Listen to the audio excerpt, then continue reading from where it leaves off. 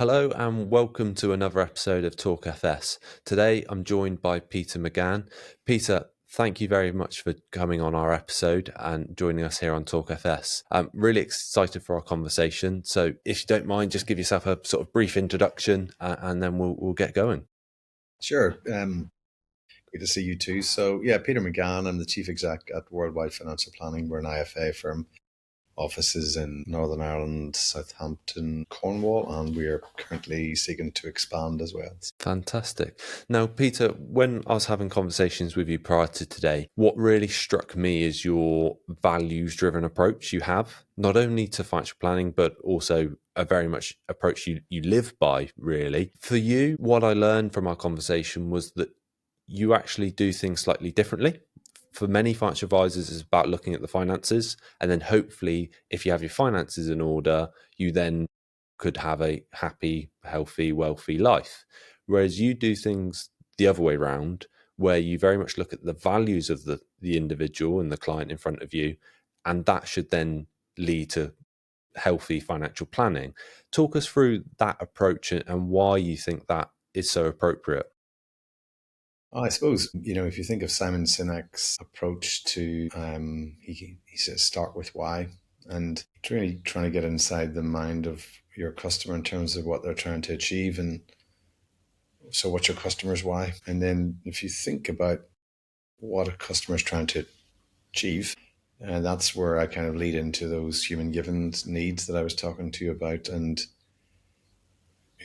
I want 7% return. Why? I want 8% return. Why? I want some life insurance. Why? What's the why in behind that? And if when someone's got a certain size of a fund, what does that actually mean? When someone's got a certain size of a pension fund, what does that mean? So behind all of that, there is a why, and when you get to that, you can help them achieve what they want. Now, if you take, for example, someone coming up to retirement, coming up to meaning 5 years away. Well, I just want to know if I can afford to retire. I just want to know if I can afford to retire. What does that mean? What are you trying to achieve? You obviously get all the numbers, but we would take people through, if we take these 9 emotional needs, and we know if just one need isn't being met, nature can ensure you suffer significant distress, and that can be in many forms of anger and whatever, and then leads on to lots of other different things. And if not being met, you can get greedy. You can chase too much money. You can chase too much returns. If they're not being met, your mental state mightn't be in the right shape. So when we think about somebody coming to retirement, I'm going to use the retirement as the kind of metaphor to explain the values. But our 9 emotional needs are quite simple. Security is the first one, which is a safe environment which allows you to develop fully. And if you don't feel secure, let's just say, I think, do you have one child? Yeah. Yeah. So, somebody's talking about some great ideas about going traveling. Let's do this and let's do it. And you in your creative format, you want to get the best out of you. But, if you thought your job is at risk and you mightn't be able to pay your mortgage in about 2 months' time, it's quite difficult for you to be thinking ahead. So that's what that means. So security is a safe territory and an environment which allows you to fully, effectively. Then we have attention, which is the need to give it and the need to receive it. Now, we're mindful, of course, when you're dealing with customers, you're giving them huge amounts of attention. There's nothing better than being in the hands of a really good physio. Or, when I was doing my training, there's just nothing better than walking in and the guy goes, sit down, and he looks after you, and you just feel fantastic. Well, we do that for customers as well. What happens, but in this context, some of these things are relevant to someone retiring, but security definitely is. Give me confidence that if I retired, or it could be, am I paying my mortgage off at the end? Give me confidence that I'm going to be okay. And that's the security that you're giving them. Obviously, you're giving them the attention and receive it. But also, whenever they retire, the third need is a sense of autonomy and control, giving you the volition to make your own choices. If you don't have that, or you don't think you have it, you don't know enough about your money, you're not able to achieve those. So you can see I'm kind of 3 in this right now, and 2 of those are very, very apt. And if somebody doesn't know those figures, so streaming through the rest of them. But emotional intimacy is the next one. That's not really relevant too much to, their financial planning, etc. But they want to feel part of a wider community. So how are you going to achieve that? You're going to achieve that with your money and being able to travel and being able to get out and about. Privacy is the next one, but privacy is just a chance to consolidate your day's experiences at the end of the day. But that's not necessarily as much here. But still, you need it, and money helps you achieve that. And the next one is a sense of status and social groupings. Now, that could be that somebody wants a lot of money in order to have a Ferrari. Ferrari says something about them. It wouldn't be my bag of chips. But people have a sense of status and social grouping. So they do want to be able to go out and eat out. They do want to be able to travel. They might want to go into their, this says something about me, and maybe the car does it, and maybe their choices and their habits do it. But all you're doing is giving money to give these people the opportunity to do that. And a sense of competence and achievement is the second last one. You're giving them the money to go off and do those types of things. And finally, a meaning purpose, which comes from being stretched in what you do and think. In all, really, from a financial planning point of view, a lot of those things are covered in someone's life when they're working. They're ticking an awful lot of those boxes here when they're working. But in 5 years' time, whenever they retire, they've got to be mindful of this, because they're going to get to the point where a lot of these will very quickly not be met. If the finances are not correct, they're not going to meet them as well. So when you talk about that, you scale it back to actually really what matters to people. And if you think then inside of that, in a discussion around that, if they read that before they come, so IFA is desperate to do the best thing for their customer. But this is the human part of it. This is actually getting them to understand that and what you're trying to achieve. This is what this is about.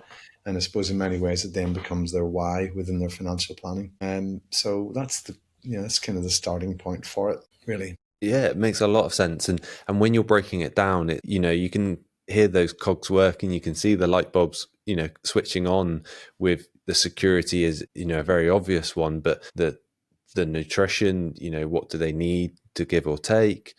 You can see it starting to work. But I imagine when you go to a client and you're wanting to identify their needs, they're like, Peter, we're talking about the wrong thing here. I want to know how much is in my pension. And you're then wanting to understand, well, what do you want? I guess it must take some clients back a bit who've not had that level of depth before. Yeah, I mean, I've written about this. I've been writing for newspapers for 30 years, so I've written about this, but it's more in, be careful how you do it. I'm not a psychologist, despite the fact that many of my friends are, but I'm not going to come across as a pretend psychologist, but if you take your instance, let's just say, so if you take your wee baby, okay, and your family, and your very young family, and if I was talking to you, I'd say, I might say, do you, before I come and see you, just have a read of that. That's what you're about as your family. Have a read of that. I'm going to be talking to you, of course, I'm going to be talking to you about protections, pensions, income protection, protection of your mortgage, a protection of your income from a mortgage protection point of view, savings, investments, inheritance tax, repayment of mortgage. I'm going to be talking to you about those things, but how do they relate to your family? Mm-hmm. Yeah, how do they relate to that, and how are they protecting your young family and your wee baby? So if you would say, well, I want some life insurance, why? Well, I want to make sure I'm safe and secure, because it's really in your mind now, actually, really what this is about. God, if I think about this, if I wasn't about, and I'm sure you're a handy chef and a cook as well, but actually your income won't be there if you're gone. So what you now understand better what these things mean to you in terms of your financial planning. So it's kind of, for me, it's really the why. This is what it means to me. To be secure means if something did happen to me, and God forbid that did, actually, from a security point of view, my wife would be able to tick these boxes. She's not going to get the attention, but they'd be able to live on and be able to tick as many of those boxes as they possibly can. So that's kind of the why in behind the question. So if you were to say, I need some life insurance, why? What does that do for you? What will it do for you? Talk to me about that. And of course, this gives you a common language to talk to people about. We're talking about what it actually truly means to you, rather than just a load of numbers. Sure, sure. It's helping balance them, isn't it? And I can imagine when you're having your ongoing reviews with clients in, however many years later from your first conversation, which I imagine is quite, the eye-opening conversation about all this sort of depth. I wouldn't be surprised if a year later when you catch up with them, or 6 months later, however often it is, they're telling you about their change in emotional needs. And they're like, Peter, oh, this happened and I feel better. And you, is that normally the case for you? Yeah, I'm no longer seeing clients face to face, but bump into clients and people all over the place. It's you're using common language, so that's the great thing about it. It's also with your staff as well, because we've trained our staff on this, and they're not necessarily our advisors, but if everybody's got that common language, life is actually really quite simple, and something like that de-spaghettifies the whole thing. It is just literally just a massive confusion, but actually, no, it's really quite straightforward. What you're really after is you want to be secure, don't you? Like, it's going to give you a safe environment to allow you to develop fully. Give them the example of, think you're going to get laid off. What does that mean? Oh my God, you freeze, you panic. What can I do? You can't think. Okay, well, that's what happens. So how do we manage that? And then we talk about these in the right ways. Yeah. Yeah, it's very interesting because those do lead into leading a team, managing a team, because we had a situation very recently. A power planner has wanting to progress into advisor. It's a very common element, but their main driver for it was to earn more money. But they admitted that they don't see themselves best necessarily being the best advisor, but they want it to be able to provide more income for their family. And I think that's then where you've got to go to the depth of, well, why do you need this progression? And I imagine then there's a whole series of questions and answers that can follow off the back of that. Have you had similar examples within your team you've managed where someone's come to you saying, I need this, I want this, and when you've gone through this process of the emotional needs, it's come out with a different outcome for them? Yeah, I mean, it's going to help. What this will do is will help de-spaghettify your thinking. Um, I mean, the Bank of England say the reason that they don't want inflation is so that they don't create wage inflation, which effectively wrecks economies. But they're creating wage inflation. The inflation is around has got nothing to do with us. It's to do with people. I've never voted in my life, but I don't like politicians. But we had a ceasefire for Ukraine, and that's where a lot of the inflation is coming from. But somebody from this country decided to go over there and block that ceasefire being signed right at the beginning. And as a consequence, we've ended up with a lot of inflation. That inflation is nothing to do with our spending patterns. And then, and of course, I'm not going to explain inflation because there's a knock on from this to this to this, and it keeps getting handed on, handed on, handed on. And at the end, it's the employer stroke parent. That's where I get my money from. So it becomes a parent and said, well, I need more money for this. And that is truly what wrecks economies.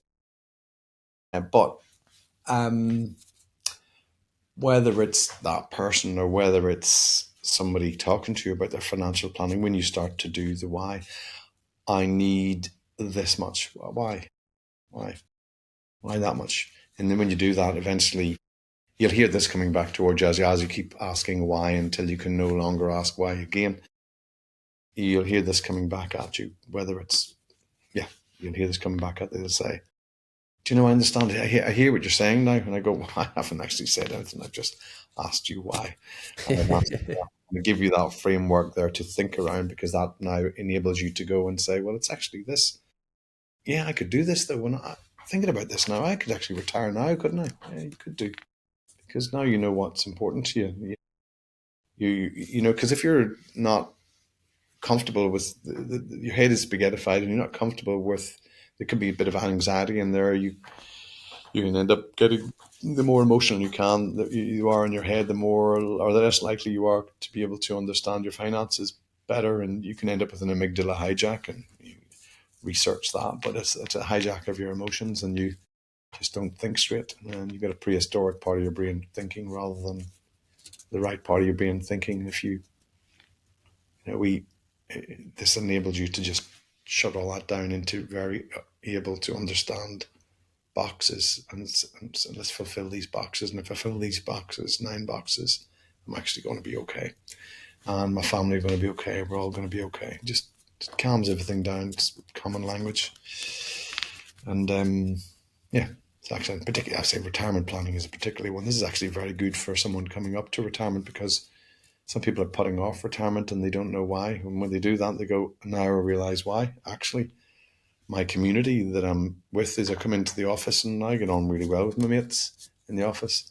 Now I'm going to leave and they'll be going out for a drink on Friday or Thursday night and I won't, and it'll piece it all back together, defragments it out, or I call it de-spaghettifies. I like that. And then people can just have a better understanding of really, truly what they're about. I feel we saw a lot of that during the COVID lockdowns as well, where people had a taste of what retirement was like, where life was quieter. And for many people, they realized, I don't want to retire. I don't want to wake up and go, well, what am I doing today? I need something to fill my diary. It's interesting the point you made there about being able to tell people you are in a position you could retire today if you wanted to. Mm-hmm. And that then I imagine triggers that security element where you're saying the balance then gives them ability to thrive much better, because that they could decide to give up their job tomorrow if they needed to. And you can probably bet your bottom dollar on it that they absolutely thrive in their job now, because they just know they've got no weight on their shoulders, and they just do things purely for the enrichment that they get from their work. Because you hopefully, as you're towards the end of your career, you've got all the wealth of knowledge and skills. You should be adding so much value through your position to the business, in whatever role you play. That can, I imagine, be quite a reassuring thing, which many financial advisors have the goal of saying you're able to retire today. But I guess for you can add that extra layer where you can retire today, and what impact does that now have on your emotional state? Yeah. If someone is wanting to, examples, if somebody's wanting to retire, say, well, I'm just looking as to when I want to retire. And you can see maybe there's some uneasiness in them, right? And people can make emotional decisions, and those emotional decisions, then they can't unwind later. And I come back to the amygdala hijack a few seconds ago. It's well worth researching if you've got some time. When you are emotional, you can make knee-jerk responses. And those knee-jerk responses can be expensive later on. So just to take that for an example, I'm looking to retire. I'm really keen to retire. Why? And if you put them through those 9 emotional needs, you'll see that, because invariably there's one of those, like I said to you before, just one of those not being met could almost create paralysis for someone, and definitely create a paralysis in their ability to think straight. So if you de-spaghettify it by saying, okay, see these 9 emotional needs, fill those in, draw a circle, 9 segments, shade them in to the degree to which they're currently being met, and then do that as if you were retired, and tell me what happens. And what's really interesting is then when you do it, I said, if they're shaded in, and they're shaded in quite lowly, not fully, have a look at that. Lean into that emotion. Lean into what's actually going on inside that. Because if you look inside that, what you're going to see is something that's going on. And for example, if I pick a sense of competence and achievement, there's a lot of people in our work, financial services work, they dream about, they fantasize about stacking shelves. So, because what happened, I would be brilliant. I'd be pretty ruthless about this. I'd stand with one last tin of beans, and I'd stand right next to that shelf. And then when it goes 9 o'clock, shop close, I'll put the last one on top and go, done. I'm off for the weekend. That's what you call a sense of competence and achievement, where we kind of just have this never ending big long list that we just get trying to get through a list and never, ever, ever getting to. It's just always rolling on, rolling on, rolling on. But take that as an example. If somebody's looking to retire, as they might go through this, they go, God, thinking about it, actually, I score really lowly on a sense of competence achievement. And also, I just have no real meaning and purpose in this job. And so now I've realized my why is why I'm looking to retire. I said, well, what might you do in order to get those 2 things filled up? I also don't feel I get any attention in my work. Are you really good at your work? Yes, I'm very, very good.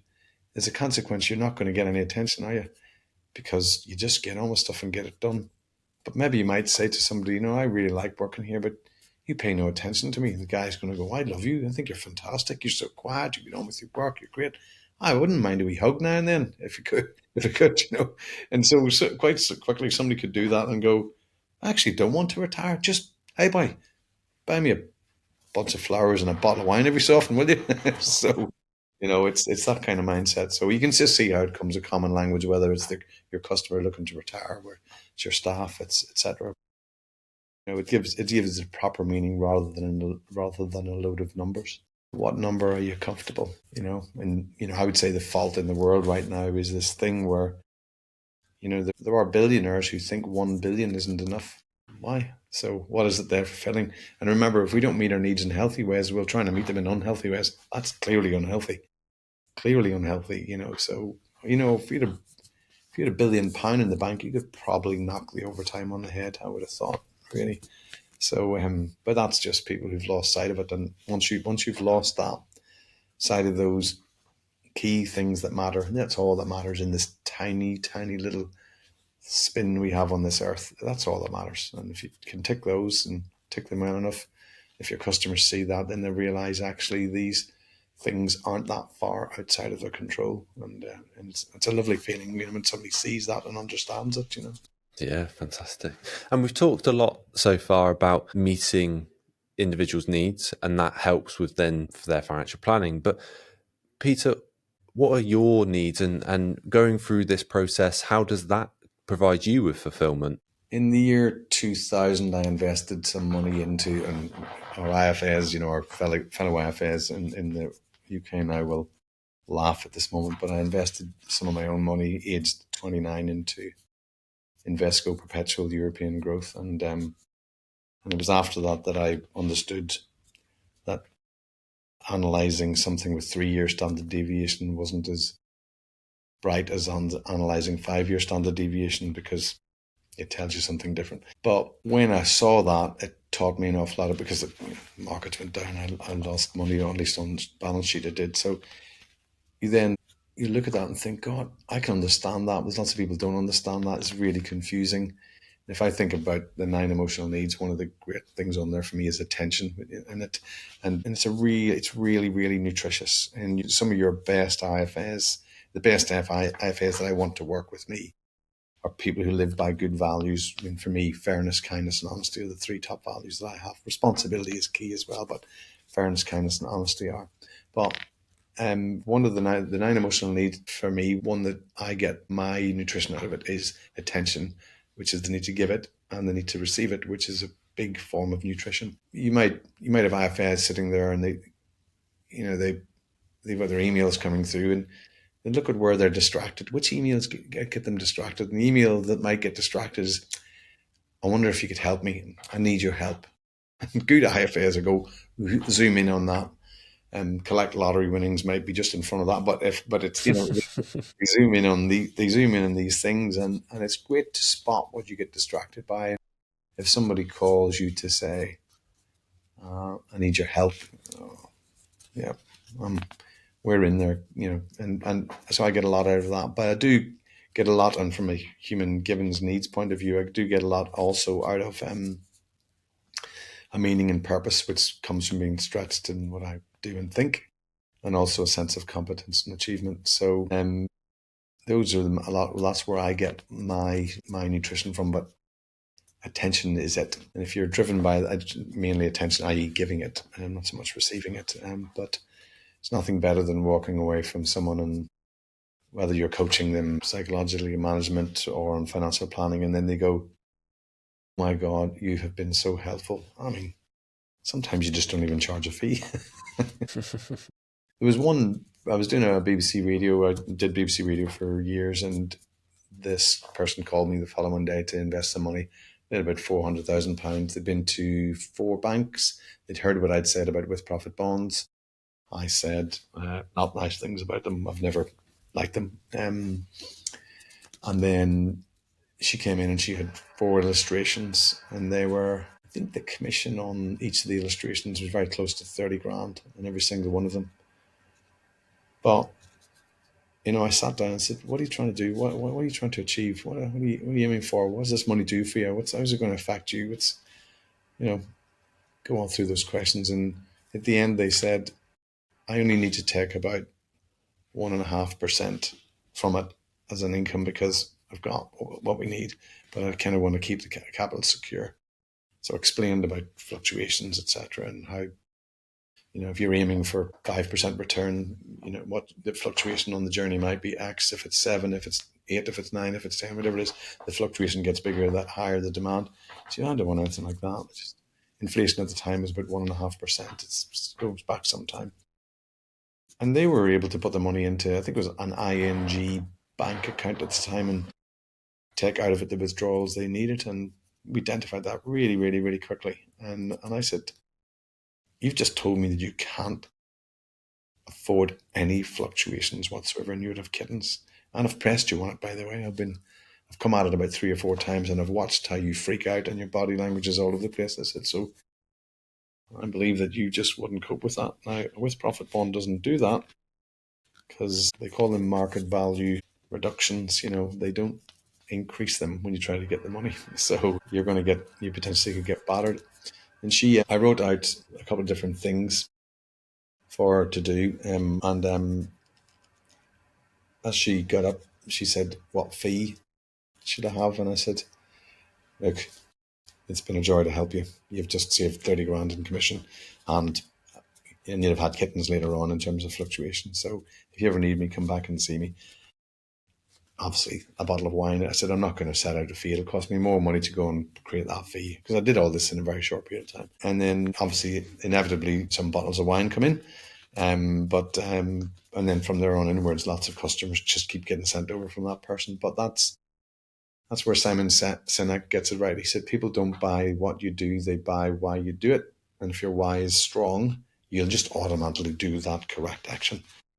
And, that might be about 25 years ago, but I still bump into them in the street and they all go, "What are you doing?" So that's, for me, that as that person walks out, you just see the lift in their body, you see the lack of stress, you see the comfort in them. And as I say, in the very short spin we have in this world, my job is to grease the access of their financial world and make it spin as smoothly as possible. So that's where I get my joy. Yeah, fantastic. And that's also, I guess, why you're very consistent with putting a lot of content out there. You've been doing newspaper articles, radio, like you mentioned, for many, many years. Is that a way for you to extend your help to the wider community? Yeah, there's a bit of selfishness in it as well. It's kind of a chance for me to express myself. Everybody. I was at an Eric Cantona meeting recently, and I got the chance to sit with him, just me, him, and a couple of other people. But he was talking about that, the chance to express yourself, and I went, "Yeah, actually, that's what I'd like to do, because it gives me a chance to actually express myself." There's that, but what am I expressing myself about? It's about, don't fall down that trap. Don't fall down that trap. I've just written this morning my 12th column on de-dollarization. So they're very detailed columns, but the end of the dollar as a reserve currency. I did it. The first one I did, I think, was 2017, and I did one again in 2023. But I've got stuck into this one to kind of explain it all. I'll probably end up with a guide to de-dollarization at the end of it. But the amount of people you bump into and say, "I am reading those with such joy." Back to, there's a bit of attention coming back to me there as well, but you just know that people are they're just going to get better off it. And IFAs, that I speak to, say I love reading them, and because at the end I always say, go to your IFA. If they go to our firm, great. But just go to your IFA. Make sure you go to your IFA. That's what I like. And if they go there, and they read that and they're better at the end of it, it suits me. Fantastic. And I imagine back in the days when you were advising clients yourself, you would receive a lot of clients that were well aligned to you right from the get-go, from the inquiry, because of what you were putting out there and they were actively seeking your help, like that lady who wanted just the clear-cut advice rather than who could push her down the best paying product. Yeah. Yeah, because most IFAs are great and they're genuine, very honest, and they look after people. But whenever so my mother was actually dying, and she dying of cancer. She only got 9 days, but she was only young, 59. But I sat next to her, and I was actually, it's really strange. You think the world goes on, So I remember looking out the window, and where I live is overlooks the sea. So when these waves kept coming in, I was like, cars driving up the road. I'm thinking, what? My mother's dying, and why are you carrying on? Why is everything carrying on? It's like, this is just crazy. What? I remember thinking this really terrible thing, that the world didn't stop and just go. And so I was sitting there writing. I said, I'm going to write a column to. This is 22 years ago. I'm going to write a column to say something nice about her when she dies. Which we were told was inevitable. It was 9 days in total, but I was sat next to her and I thought, well, no, I'll write it now. And the world economy was going nuts in 2003. It was absolutely bonkers, and customers ringing. I said, oh. So I explained the world economy. I went through it all, and I'm reasonably good at that. So I explained it all and give it a sense. And then I said, look, just to put, and this is coming back to the values again, and this is 22 years ago I was going to say when my hair was dark, but I don't think it was then either. I don't think it was actually. I'm being exaggerating, but I said, just to put your finances in perspective and your markets in perspective. I explained where I was. This is my last paragraph. I said it. I explained where I was, and I said, and to put it all in perspective, in 50 years from now, the size of your car, house, bank account, or problem won't matter, but the world will be different if you were important in the life of a child. Thanks, Mum. And that went into the paper. My admin staff were going, our phones are going nuts downstairs. They're going absolutely nuts. And I went, oh, right, okay, well, just what's it about? He says, well, that column, everybody's ringing up to say, but they don't actually want to speak to you. They don't actually want any financial advice off you right now. They're just saying, I want you to know that column has put all of their finances in perspective in a few seconds. That's where we think about, the psychology around money and the psychology about what we're doing, So, yeah. So, and, a lot of those people don't buy what you do, they buy why you do it. And you can't fake those things. You've got to live by them. If you live by your values, people will see that. You'll just automatically be doing the right things if you live by your values. And then when you're writing of something like that, people get attracted to that. People who like that get attracted to that. Some people might go, he's a tree hugger, fill your boots. I don't hug trees, but that's what they might think. But that's okay. It's each to their own. But you will attract people to you who are actually customers, staff. You'll attract the right people. And right now, like I'm recruiting staff into the firm now because we've finished our AI and we have a big piece of investment research is finished. So we're ready now to get going. And what's fascinating is the people who are coming towards us all have those values. That's what you want. It's a great thing. It just takes out a lot of time. People don't buy what you do, they buy why you do it. Actually, I'll add to that. 20 when I got battered in that stock market in the year 2000. I nearly got absolutely battered, someone. But it was a great moment to learn, and it's a great way to learn with your own money. Do you understand risk? I do.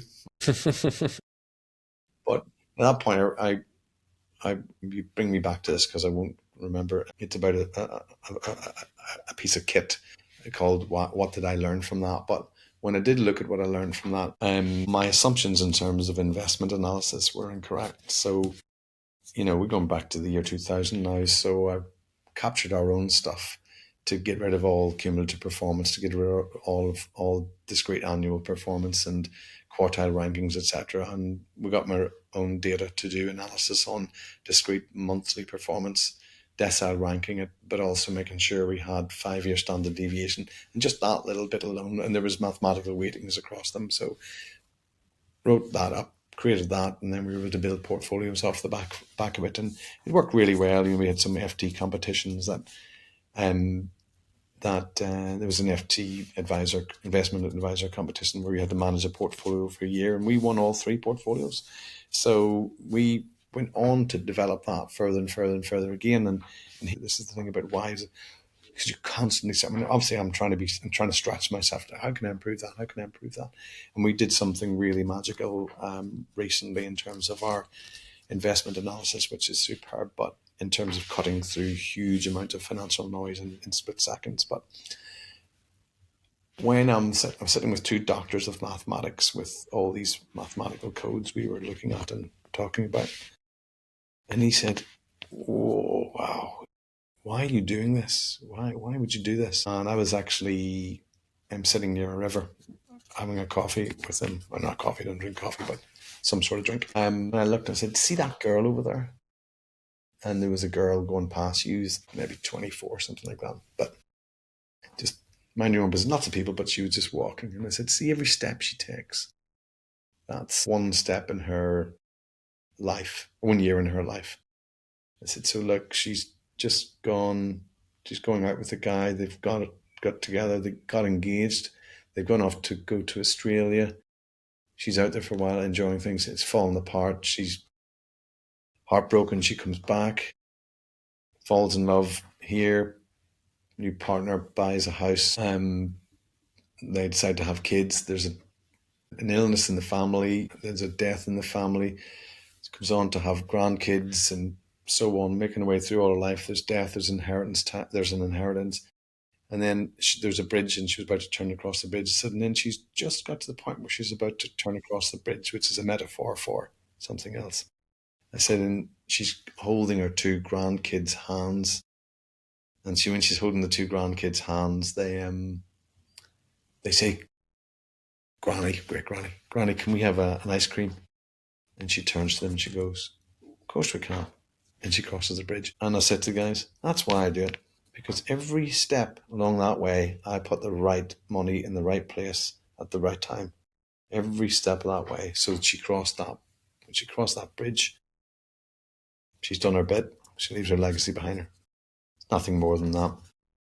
Nothing more than that. Fantastic. You mentioned there a question that you regularly ask yourself. What is that question? Yeah, I was sat as a friend of mine, Gordon Bosworth. If you look him up, he's a genius. He's very humble, so he won't like me saying that. But tough, Gordon. He's very humble. So, and him and I, there was a coach high performance coach that he worked for Canada. This guy called Brian Rahill, extraordinary guy. If you're 1, 2, 3 in the world in any discipline, you get this guy as your coach. Not anymore, but back then you did. But we were actually in, funny enough, Newquay, you talked about before. So we were in Newquay, and Brian and Gordon and I sat down to have a drink, and it was just brilliant conversation. So I think we were going for some lunch. Anyway, it ended up we were coming back home at about 11:30 at night, and there's more than lunch we had. But in that, Brian said, or I said, "Oh," and he looks after the world's best athletes. I mean, these are extraordinary athletes. And I'm thinking, the difference there is the smallest thing. The smallest tweak to something will make the difference between this person getting an Olympic gold or not. And, if you look back at some of Canada's athletes, this is across any discipline. If you're 1, 2, 3, you got him as your coach. But I said, what one thing could you take from in there of this extraordinary tweaks that you do with these people? What one thing could you take that you could bring into life and bring into business? He said, "Oh, that's easy." He says, at the end of a training session or at the end of a race, the guy wins and he goes, "Aren't I great?" The guy loses, "Aren't I bad?" The guy has a training session, that felt great. But none of that is any use to you whatsoever. And I said, "Yeah, go on ahead. So what's the learning?" And he said, at the end of anything, we just simply sit down and we say, "Okay, guys, what did you learn from that?" And at first I thought, what?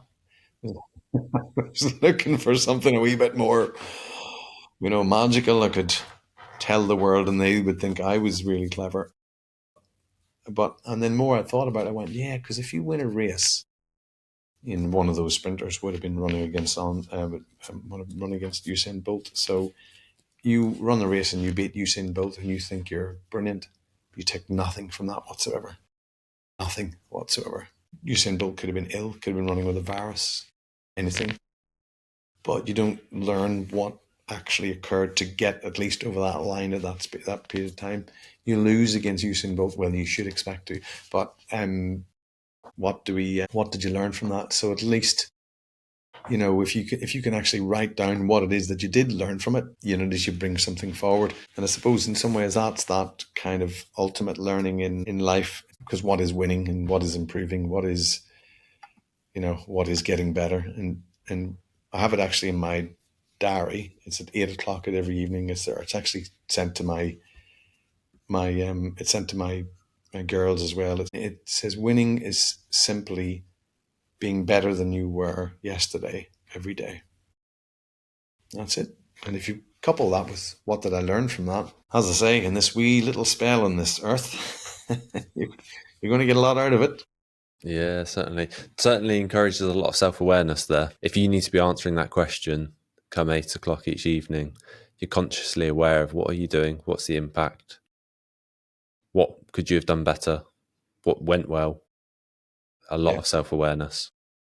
Yeah, and it's and then it also takes away the negativity, because we all make mistakes. Every IFS trying to do the best thing for the customers, but I'm sure most of them are anyway. But okay, we got it wrong. Okay, so don't beat yourself up about it. It's just go back through the process. If you're process driven, what went wrong? What went wrong with that hire? What went wrong with that meeting? What went wrong with that investment choice? What went wrong with follow it through? Okay, right, grab that, take the learning, move on. That's risk mitigation in the IFA world anyway. But it's not just risk mitigation; it's enjoyment, manufacturing as well. So what did I learn? What did I learn? Very healthy way to approach it. So because it's only just learning, that's all. Certainly is. Well, I think that is a perfect way to end our episode today. I think we end on that note of what did I learn from that?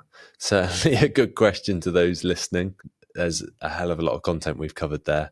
A very values focused episode, but a really important episode to be identifying, is there ways you could change the way you approach your work for the benefit of your clients, for the benefit of yourself, for the benefit of the business you're part of, and often for the benefit of actually the wider world really as well. Financial planning has a massive impact in that, and I think that could be a separate conversation in itself, Peter, couldn't it? So yeah, what a great way to end. Thank you very much, Peter, for your contributions today. It's been an absolute pleasure to have this conversation with you. Sure. Take care of yourself. Fantastic. Thank you very much.